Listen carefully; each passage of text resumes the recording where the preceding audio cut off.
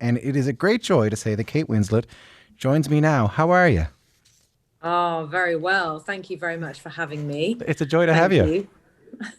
I don't think I've ever been on your show, so this is an exciting moment. I'm glad it's not a sign of things going downhill. I'm glad it's like, well, I was winning an Oscar and now I'm on Q on CBC. Well, I'm a huge fan of all things Canadian, so thank you for having me. It's a pleasure to have you. Were you into rocks and fossils now before you made this film? Um, no, not really. I mean, fascinated, yes, but I knew really very little about Mary Anning, and I found myself feeling kind of quite ashamed at how little I knew about her. But I had an amazing experience getting ready to play the part because I worked one on one with a paleontologist down in Lyme Regis, and I actually got to comb all of the beaches that Mary would have worked on, quite specifically, two beaches with a wonderful man who truly taught me how to fossil hunt and to crack open rock nodules in search of ammonites, and I really can do it, and that was something that I learned on the film. So it was a great and very very unexpected experience in that regard, and working with the wonderful people down there. Are you still doing it? Are you still walking around the beaches going, "Oh, that's one right there"? Well, I don't know if you've noticed, but there's a global pandemic going on, Hold and so on, there's what? not been a Wait, huge hold amount on, of what? going out. Hold on, what? I don't, maybe over there hasn't made it here yet. But I am in touch with the man who taught me. Actually, we've remained really good friends, and in fact, there was a lovely woman named Lizzie Wiscombe who works at the Lyme Regis Museum, and she's partially sighted, and was just so kind. And I spent the day with her and her guide dog, and just listened to her speaking, because the Dorset accent that I had to do for Mary is not something that came very easily to me. And she specifically helped me, and she talked about it on local Dorset radio, and I called the gentleman who helped me to fossil and just said, "Oh, will you say hi to Lizzie and tell her I said thanks." And so it's really nice. I've kept in touch with those people, and I feel very fortunate to have met them all. What was it about Mary Anning that made you want to tell her story? Well, we live in a time, I think, where we just need more strong female stories, particularly truthful ones like this, which tells the story of a woman who was marginalized by, a patriarchal society. She lived in a time of systemic oppression, and she achieved extraordinary things in the world of science, but her findings were taken from her, robbed from her, really, by rich, wealthy, greedy men who, frankly, weren't as clever as she was. I mean, if it weren't for Mary Anning, she discovered dinosaur poo. If it weren't for her, we wouldn't know what dinosaurs ate. She discovered the coprolite, which is the name for fossilized feces, dinosaur feces. And I've polished poo, by the way. There you That was go. one of my things I had to learn. I had to learn how to polish a coprolite and turn it into a nice, shiny, round stone. I got quite good at that, actually. Well, that's a skill you can take with you for the rest of your life, Kate. Well, there you go. um, but she was an extraordinary woman. She lived a life of poverty. She was completely uneducated. She was totally self-taught. She learned everything about paleontology from her father, whom she had a really close relationship with, who sadly died when she was quite young. And she was a remarkable woman who deserves a place in the history books, and sadly doesn't really have one. And she was very uncomplaining. She was extremely compassionate. She was very well loved by her community. And it was an honor to play someone as historically significant as her. I remember when the film was first announced, there was a bit of controversy around it being a romance. Critics, including descendants of Mary Anning herself, argued that no one really knew if she was gay or straight. There's not enough evidence. But why was it important for you to help with this interpretation of Mary's story into the world? Well, that's true. I mean, there isn't actually there isn't any historical evidence to support whether she had relationships with men or with women, and this was very much Frances Lee's interpretation. I think the thing that felt wonderful for us was that Frances creates a story about two people who fall in love, and that they are of the same sex is never addressed or explained in any way. It just is.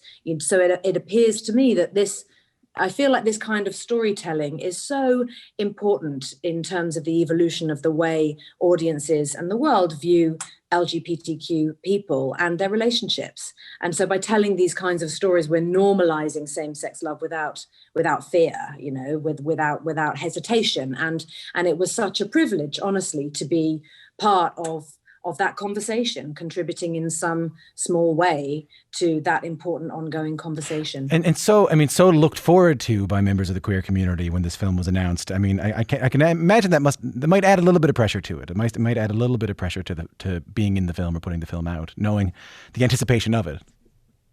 Well, I just think we need more of these films so that they just become part of the mainstream. It's so often that films where there is a same-sex couple at the core of the story or as a part of the narrative, so often we end up comparing those films immediately to other films of that nature. But actually, if there were just more films where same-sex relationships were part of the narrative, then perhaps we wouldn't be drawing comparisons so immediately. We would just be enjoying learning about those people and watching those stories evolve. It's funny to talk to you there at your house during this COVID thing. All I can think is how your life is different from when you were growing up. You grew up in a family full of actors. I can't imagine what it's like to grow up in a house where just about everybody is an actor. Well, there's lots of competing for sort of airtime in terms of who can speak the loudest and shout the loudest. Is that so?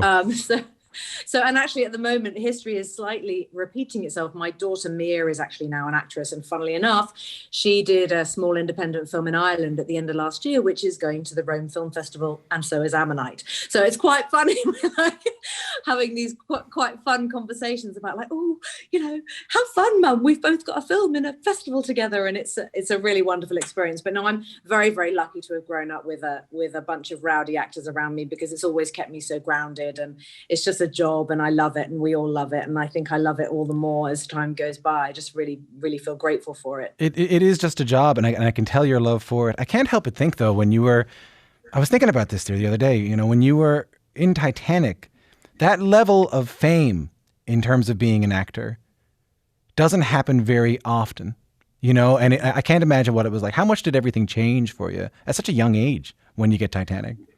Well, it changed, a lot. And actually, when we were making the film, I remember the makeup artist, I think it was, said to me, "Oh gosh, how are you going to cope? Your life's going to change so significantly." And I would say, no, it's not. My life isn't going to change. What are you talking about? I'm still going to be me. I felt sort of quite defiant. And of course I am still me, but my life did change, most definitely.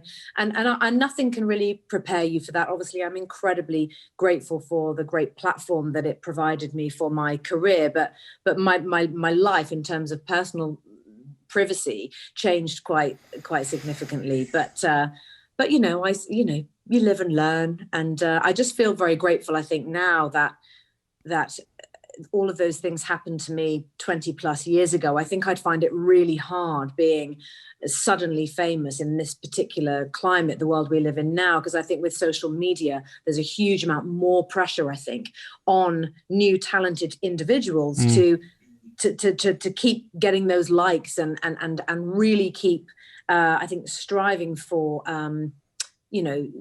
screen time, and I think there's pressure, more pressure on young people these days than there was when Leo and I were experiencing the sort of Titanic fame. But I'm an old lady now. Oh, go away, Tom. Go away. I'm nearly 45 years old. Go away. Can you believe I had my 21st birthday on Titanic? Oh, geez. I turned 21, and Leo turned 22, and we've been wishing each other a happy birthday every year ever since. We talked a little bit about Titanic. We talked a little bit about you winning an Oscar, and you're receiving the TIFF Tribute Award for outstanding contributions to the film industry. But, I also think about Mary Anning. She was a scientist who wasn't celebrated in her time. She didn't get the praise male paleontologists got, and it makes me think about validation. On that theme, I'd love to know, it can't be awards. What is it that gives you validation as an actor? What is it that gives you that feeling of success? Honey, you're only as good as your last gig. And if they invite you back and they want you for more, then that's validation. Just keep the foot in the door, stay in the game, head down, work hard, get on with it. And I just feel very lucky that I'm continuing to be able to get those gigs. I love my job. And I think, we live in a time where to have job security is something that so few people have. And I've never been more grateful. Well, it's been a joy to talk to you, Kate. And sorry for the mix-up. And thanks so much for your time. No problem, Tom. Thank you. Come back now soon. We'll talk to you later on. Right. Bye-bye. Bye. Thanks.